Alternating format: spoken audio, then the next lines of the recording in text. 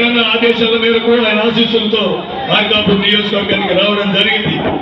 నేను గత 15 సంవత్సరాలుగా నేను ప్రజలకు చేసినటువంటి సేవ, ప్రజలలో ఆయన నమ్మకమైనటువంటి విధానం, నేను కానీ నా కుటుంబం కానీ ఎలాంటి ఆర్థిక తప్పిదాలకు తాగలేకుండా ఎంతో చంటి బిడ్డను చాకున్నట్టుగా ఎంతగానో కష్టపడి ప్రజల కోసమే ఉండి పదవి కోసం కాకుండా పనిచేసినటువంటి నేను ఇంకేమనాలా అని చెప్పేసి అడుగుతా ఉన్నా.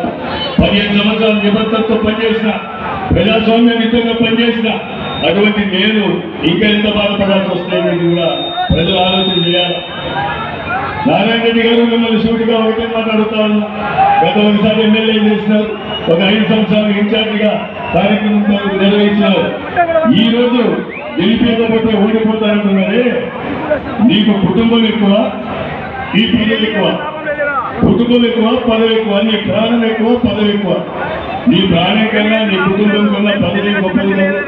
పదవి తీసుకొని నువ్వేం చేయాలని నీ వ్యక్తిగత స్వార్థం తప్ప ప్రజల కోసం నేను పని చేస్తానని చెప్పేసి చెప్పలేకపోతున్నారు కదా మీరు. ఏదైనా ఉంటే నీ పదవి దేనికోసం? నేను 4 సార్లు పోటీ చేసినా ఓడిపోయినా ఒక్కసారైనా గెలిపోయింది నేను ఆ ప్రజాసేవ చేయాలనుకున్నానంటే అర్థం ఉంది. ఒకసారి ఎమ్మెల్యేగా చేసినావు, ఒకసారి ప్రతిపక్షంలో అదిగా ఓడిపోయినా కానీ బ్రహ్మాండంగా ఎమ్మెల్యే కన్నా దర్పం వెలగబెట్టినావు. ఇంక దేనికోసం ఆ పదవి ఏం చేయనీకి? కాబట్టి దయచేసి ప్రజలందరూ కూడా అర్థం చేసుకోండి, గమనించండి.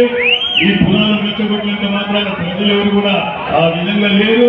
అలాగే ఆయన బెదిరింపులకు కూడా ఎవరేమి, ఆయన దౌర్జన్యాలకు కూడా ఎవరేమి సహించరు.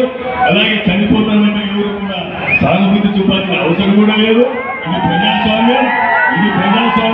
ప్రతి ఒక్క ఓటర్కి తన ఓటు ఎవరికి వేసుకోవాలనేటువంటి స్వేచ్ఛ ఉంటుంది. ప్రజలు గెలిపిస్తే వాళ్ళకి సేవకులుగా మేము ఉంటాం. ప్రజల సేవ పక్కన పెడితే ప్రతిపక్షంలో కూడా మేము పనిచేసేటువంటి అవకాశం ఉంటుంది అని చెప్పేసి కూడా నేను భావిస్తూ మీ అందరికీ ఒకటే విజ్ఞప్తి చేస్తా ఉన్నా. మార్కాపురం నియోజక ప్రజలైనా, పెద్దలైనా, సోదరులైనా, మీరు మంచి చెడు ఆలోచన చేయండి.